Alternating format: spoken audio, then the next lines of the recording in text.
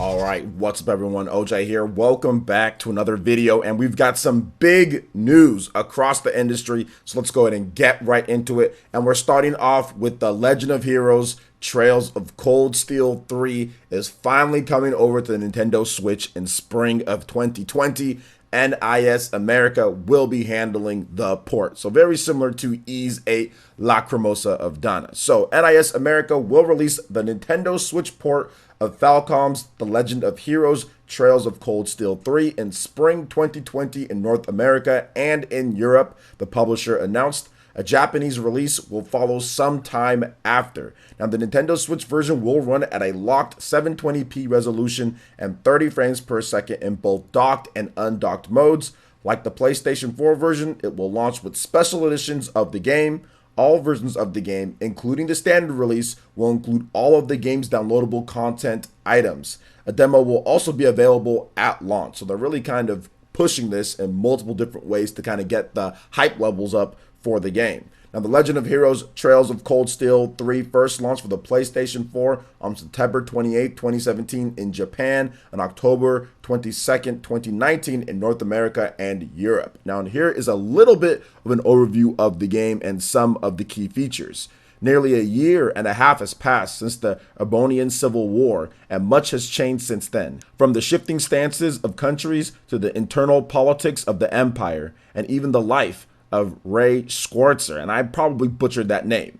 The shadows of the past have given way to the embers of a new chapter. Now graduated from the Thor's Military Academy, Rain has become an instructor at the Thor's Branch campus, a newly opened academy that quickly finds itself thrust onto the national stage. It is here that he takes the lead of a brand new Class 7 and must guide a new generation of heroes into an unknown future. Though all is calm now, the nefarious Ouroboros organization continues to weave a dark plot that could engulf the entire continent in war, or perhaps something even more sinister. Now here's some of the key features of the game. Welcome to the new Class 7. Explore a newly annexed land of the Empire with a brand new squad and catch up with familiar faces from the past. An immersive story. Experience an epic story developed across 3 titles and crafted for new and old fans alike. Also includes an interactive introduction to catch up new players to the ongoing story so anyone can dive right into the world of Trails of Cold Steel.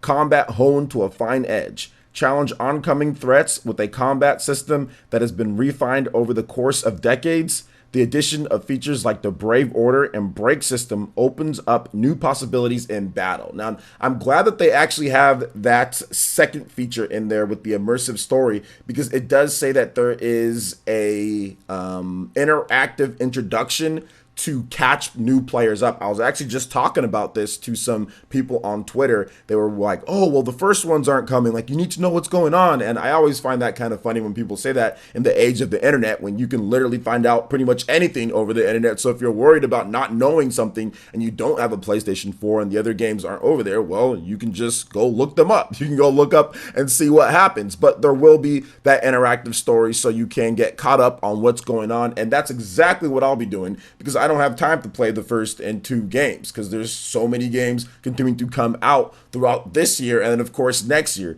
This is coming in early 2020. I mean, it's spring 2020, so there's already a number of big RPGs that are going to be coming out next year as well. So pretty cool stuff here, man. I like the fact that they are bringing this game finally over. A lot of people were really hard on Falcom, myself included, which we just talked about this recently on Twitter too, that they're kind of in a tough spot when it comes to bringing over games. They're obviously late, considered that the PlayStation 4 version came over last year, but look at that time from the Japanese release to the Western release. Nearly 2 years had passed before they got a localization done. You guys can see how some companies just flat out struggle when it comes to localization and when it comes to bringing games over and getting a good one, because that is 2 years. That's absolutely insane that it took them that long in terms of whether it's getting the funds or putting together the right team to make sure the localization is good, because these games are really text heavy, and you have to make sure you get the localization right, because you're going to end up with something like Ys 8 Lacrimosa of Dana, which didn't make sense half the time, where the localization for that game was botched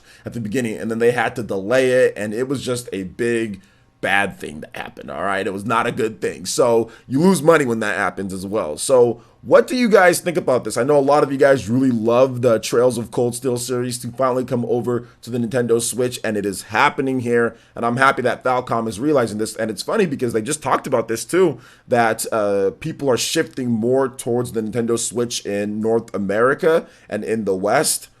So they were just like noting that, right? So it seems like, hey, you know, they wanted to kind of get this going because this game on the Switch, this port, will launch in the West before it launches in Japan. So they're more worried about getting those gamers here in the West with Nintendo Switches that like to play RPGs. So what are you guys' thoughts on this when it comes to Trails of Cold Steel 3 finally coming over to Nintendo Switch in spring of 2020? NIS America on the job. Let me know your thoughts in the comment section below. All right, now moving on to the next topic here. Looks like Resident Evil 3 Remake has been leaked based on a PlayStation Store listing here. So the games tracker on GameStat, which tracks everything that has been added to the PlayStation Store, has added covers for the rumored Resident Evil 3 Remake, confirming its existence. Now you guys are checking out these covers here, and Jill looks absolutely amazing, by the way. I love the remade Jill here, but I'll be completely honest with you guys. We all knew this was coming, right? We all knew Resident Evil 3 Remake was coming, especially after the major success of Resident Evil 2 Remake. And on top of that, they have the RE engine to where they can probably just reuse assets as well. So it made sense that this would be a pretty quick turnaround from what we saw with Resident Evil 2 Remake because of the sales, because of the RE engine, because they have those nice 4K and nice assets already made and everything. So they can just kind of just plop what they need to do into the game. Now, don't get me wrong. It's still, of course, hard work, programming, and all that stuff for a different game. But it does make sense that this would leak some way, shape, or form. We have the Game Awards coming up very soon here. Very soon the Game Awards are coming up. We have multiple games. Resident Evil 2 Remake that is in categories, right? We also have Devil May Cry 5, which has also been nominated. So it does seem like Resident Evil 3 Remake will get announced at the Game Awards this year, which is happening next week. So this should be interesting to see what happens there. But I'll be honest, I'm not falling into this one again. Look, Resident Evil 2 Remake, I think it's a phenomenal game. It's cool. You know, I bought the game, but I'm not buying this one. I don't like Resident Evil 3. Didn't like it back then. Not buying it now. Not falling into this remake hype with Resident Evil and with Capcom. Not going to do it with this one. I'm good, but you guys can all enjoy this one. I know a lot of you guys love Resident Evil 3, but I do not. I didn't like it back when I played it. Probably not going to like the remake either, but hey, it's all good. I'm glad that it's coming. Fans of the series can play this one again. But there are a lot of cool things about Resident Evil 3, and it's going to be interesting to see somebody else that's really good play through the game and speed run it and all of that good stuff. So I'll be watching right there on Twitch, but will not be picking this one up. But what do you guys think? I'd love to hear you guys' thoughts on Resident Evil 3 Remake in the comment section below. All right, guys, moving on to the final topic here. Persona 5 Royale will launch for the PlayStation 4 on March 31st, 2020 in the West. Publisher Atlas has announced. Now, the launch edition will cost $59.99 and will include a limited edition steelbook case and the PlayStation 4 dynamic theme download. Pre-orders for the digital standard edition will also include the PlayStation 4 dynamic theme. The Phantom Thieves edition will cost $89.99 and will include a Joker mask with a stand, steelbook case, soundtrack CD, collector's box, art book, and PlayStation 4 dynamic theme download. That's a pretty cool special edition, the Phantom Thieves one. I know I have the Take My Heart edition on the PlayStation 4 for the original release, so I'm probably going to be picking this one up too. Now, the digital deluxe edition will cost $69.99 and include the Kazumi costume bundle add-on. The digital ultimate edition will cost $99.99 and includes the Persona 5 Royale DLC pack, which includes the costume, battle, and Persona DLC found in the Kazumi costume bundle, the battle bundle, and the Persona bundle, plus 6 additional costume packs. And I'm wondering why the physical edition doesn't have like all the cool stuff that the digital ultimate edition has. That doesn't make sense at all, but okay, whatever.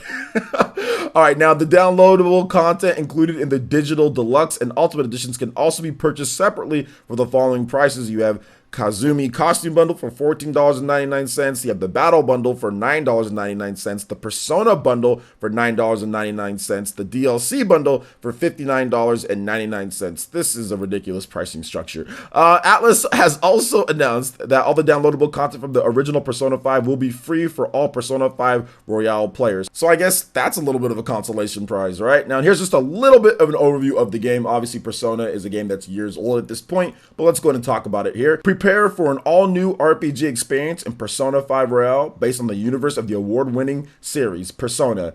Don the mask of Joker and join the Phantom Thieves of Hearts. Break free from the chains of modern society and stage grand heists to infiltrate the minds of the corrupt and make them change their ways. So, of course, Persona 5 Royale is packed with all sorts of new goodies and content. And like I said, I will be picking this one up. Now, Persona 5 Royale first launched for the PlayStation 4 on October 31st, 2019 in Japan. An English/Chinese language version is also due out in Asian territories on February 20th, 2020. So if you want to get it a little bit earlier, you can get it then instead of having to wait the extra month and some odd days to pick it up in the West here. So pretty cool.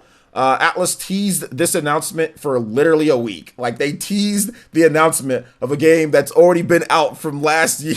Oh my gosh. Don't you just love Atlas and how they do things? Don't you just love it? They literally teased, they did a countdown for an announcement of a game that's already been out for freaking half a year or whatever. That's going to be out for half a year by the time it comes out here in the West. That's awesome. Atlas never change. But all right, man, what do you guys think about this? I know I'm going to be picking up that special edition. I already have it in my cart on Best Buy, so I'm definitely going to be picking it up. And it's cool that it's coming over finally. It's been a while, but hey, I like it. I'm interested in checking out the new content in the game. But what are you guys' thoughts on all these different topics here? I'd love to hear them in the comment section below. All right, guys, that wraps it up for this video here. Go and check out the links in the description below. We got Facebook and Twitter. Go ahead and give us a like and a follow on our social media. Hit that like button if you did like this video. Let us know you guys want more content like this going forward in the future. And subscribe to PlayerEssence for this RPG, Japanese, and Nintendo gaming news. Thank you so much for watching, and we'll catch you guys for the next one. Peace.